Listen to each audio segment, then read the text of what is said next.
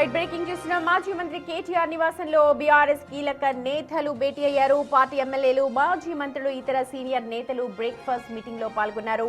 మాజీ మంత్రి హరీష్ రావు, జగదీశ్వర్ రెడ్డి, మల్లారెడ్డి, సబితా ఇంద్రారెడ్డి, పాడి కౌశిక్ రెడ్డితో పాటు ఎమ్మెల్సీ దాసోజు శ్రవణ్ తదితరులు ఈ భేటీలో పాల్గొన్నారు.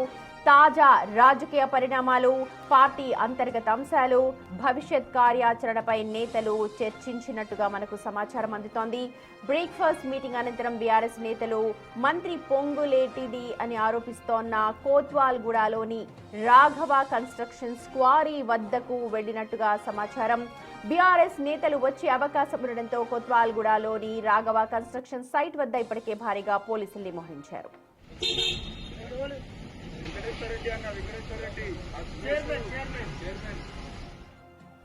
రైట్, మా ప్రతినిధి సుజాత మనతో ఉన్నారు దీనికి సంబంధించిన అప్డేట్స్ అందించడానికి. సుజాత, బీఆర్ఎస్ నేతలు బ్రేక్ఫాస్ట్ తర్వాత డైరెక్ట్ గా రాఘవ కన్స్ట్రక్షన్స్ దగ్గరకు చేరుకున్నట్టుగా సమాచారం అందుతోంది. ఒకసారి డీటెయిల్స్ ఏంటి చెప్పండి.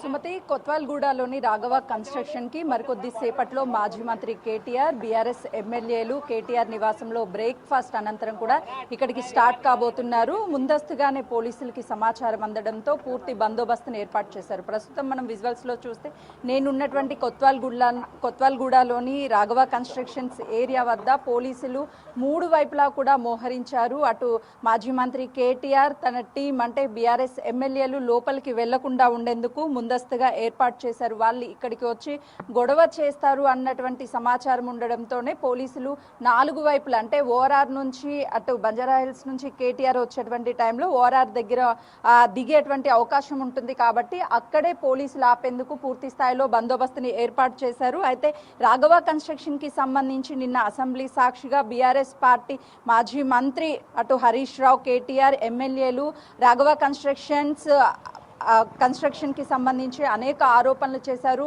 మంత్రి పొంగులేటి శ్రీనివాస్ రెడ్డికి సంబంధించినటువంటి ఈ రాఘవ కన్స్ట్రక్షన్స్ అని చెప్పి వాళ్ళు ప్రస్తావించడంతో పాటు అక్రమ మైనింగ్ అనేది ఇక్కడ నుంచి వెళ్తుంది, గతంలో నోటీసులు ఇచ్చారు, కానీ నిబంధనలకు విరుద్ధంగా అంటే 111 జీవో నిబంధనల ప్రకారం ఎలాంటి కాలుష్య పరిశ్రమలు ఉండకూడదు, కానీ అక్కడ రాఘవ కన్స్ట్రక్షన్ యథేచ్ఛగా భారీ స్టోన్ క్రషర్ నడుపుతుందని హరీష్ రావు ఆరోపించారు. అయితే ఈ సంస్థకు సంబంధించి మినరల్ డీలర్స్ లైసెన్స్ లేదని, పొల్యూషన్ కంట్రోల్ బోర్డు నుంచి సిఎఫ్ఈ, సిఎస్ఓ పర్మిషన్ లేవని తను అసెంబ్లీలో చర్చించారు. కరెంట్ కనెక్షన్స్ కావాలంటే ఈ పత్రాలన్నీ ఉండాలి కాబట్టి అవన్నీ లేకుండా దొంగచాటుగా భారీ డీజిల్ జనరేటర్ల సహాయంతో క్రషింగ్ చేస్తూ ఆదాయానికి గండి కొడుతున్నారని కూడా అనేక ఆరోపణలు చేశారు. అయితే గతంలో ఈ మైనింగ్ కి సంబంధించి అక్రమ మైనింగ్ ఎక్కడెక్కడ ఉందో వాటికి సంబంధించి నోటీసులు ఇవ్వడం, దాంతో పాటు ఎవరైతే పెనాల్టీ కట్టకుండా మైనింగ్ శాఖకి నష్టం చేకూర్చే విధంగా చేస్తున్నారో వాళ్ళకి సంబంధించి నోటీసులు కూడా ఇచ్చారు. అందులో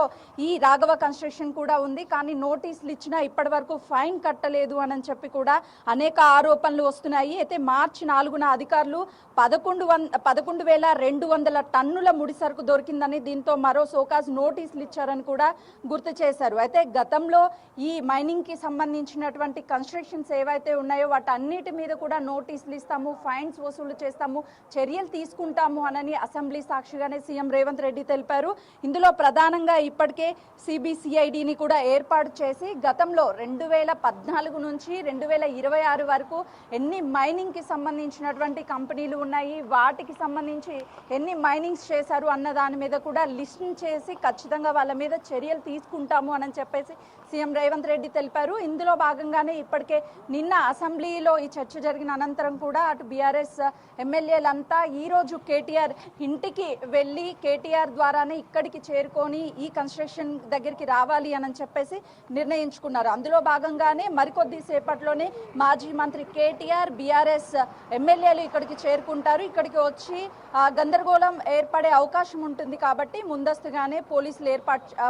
పోలీసులు బందోబస్తును ఏర్పాటు చేశారు. ఒకసారి విజువల్స్లో చూస్తే కొద్దిసేపటి క్రితమే ఆర్జీఐ ఎయిర్పోర్ట్కి సంబంధించినటువంటి ఏసీపీ సిఐ వాళ్ళు కూడా లోపలికి వెళ్ళారు.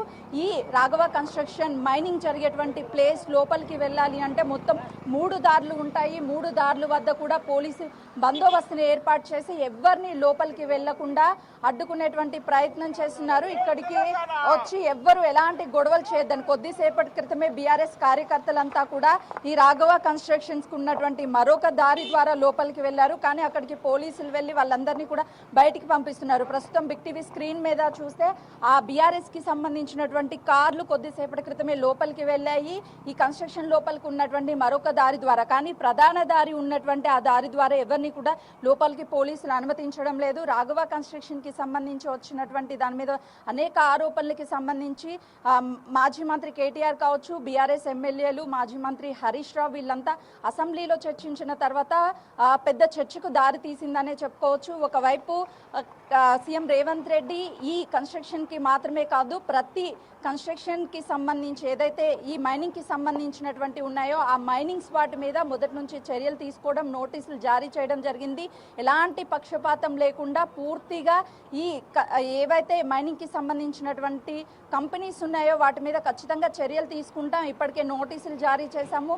ఖచ్చితంగా వాళ్ళ మీద ఫైన్స్ వేసాం. వాటిని వసూలు చేస్తాము. 2014 నుంచి 2026 వరకు అంటే గత బీఆర్ఎస్ ప్రభుత్వంలో ఉన్నటువంటి మైనింగ్ ఏవైతే ఏర్పాటు చేసి కంపెనీల పేరు మీద మైనింగ్ తవ్వకాలు అక్రమంగా చేశారో వాటన్నిటిని కూడా నిగ్గు తేలుస్తాము అని చెప్పేసి చెప్తున్నారు. Right Sujatha, thank you. చూడొచ్చు అటు రాఘవ కన్స్ట్రక్షన్ సంబంధించి ఎంత దుమారం చెలరేగుతోందో, ఇటు మండలిలు కూడా ఇవాళ ఉదయం మండలి సభ్యులు కూడా రాఘవ కన్స్ట్రక్షన్ సంబంధించి నిరసన వ్యక్తం చేస్తున్నారు. పోడియం ముందుకు దూసుకువెళ్లారు. పేపర్లు చించి మొత్తం స్పీకర్ మీద కూడా పేపర్లు విసిరేశారు. ఎంత వారించినా సరే మండలి సభ్యులు మాట వినకపోయేటప్పటికీ సస్పెండ్ కు గురైనట్టుగా మనకు